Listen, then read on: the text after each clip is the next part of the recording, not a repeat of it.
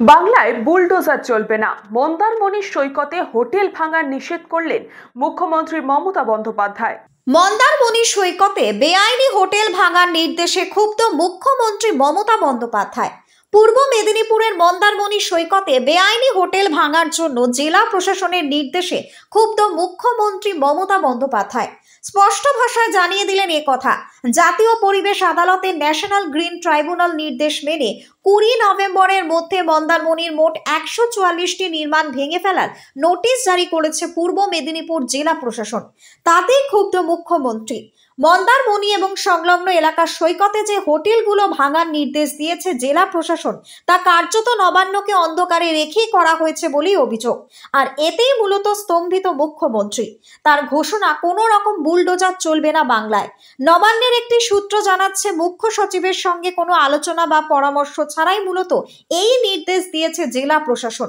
আর ঠিক সেই কারণেই ক্ষুব্ধ মুখ্যমন্ত্রী। মন্দারমণির বিষয়টি প্রকাশ্যে আসতেই মুখ্যমন্ত্রী তাতে হস্তক্ষেপ করেন। জানান, কোনোভাবে বুলডোজারের সংস্কৃতি বাংলায় কার্যকর হতে দেবেন না তিনি। প্রসঙ্গত, গত 11 নভেম্বর সিআরজেড মানে coastal regulated zone management authority জেলা কমিটির তরফে মন্দারমণি এবং সংলগ্ন আরও 4টি মৌজায় 144টি হোটেল, লজ, রিসর্ট এবং হোমস্টে ভেঙে ফেলার নির্দেশ দেওয়া হয়।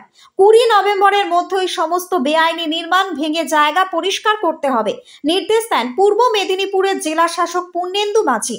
প্রশাসন সূত্রের খবর, 2022 সালে এই বেআইনি হোটেলগুলো ভাঙার নির্দেশ দিয়েছিল জাতীয় পরিবেশ আদালত।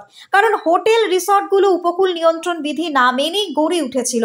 এর মধ্যে শুধুমাত্র দাদন পাত্র বাড়িই রয়েছে 50টি হোটেল এবং সংলগ্ন সোনামুইয়ে 36টি, শ্রীরামপুরে 27টি, মন্দারমণিতে 30টি হোটেল এবং দক্ষিণ পুরুষোত্তমপুর মৌজায় একটি লজ রয়েছে।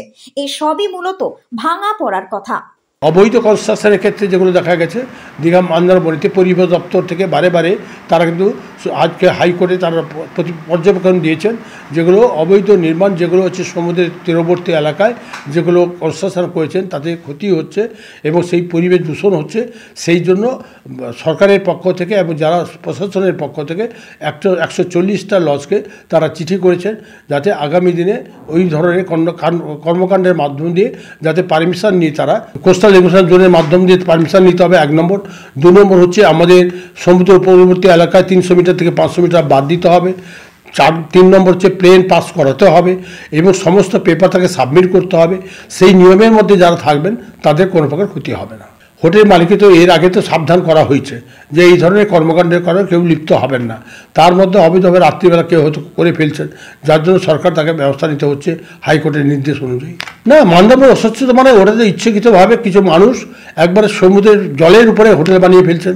কেউ অবৈধভাবে কনস্ট্রাকশন বন্ধ ছিল, তিনি হয়তো রাত্রিবেলা কনস্ট্রাকশন করে ফেলছেন।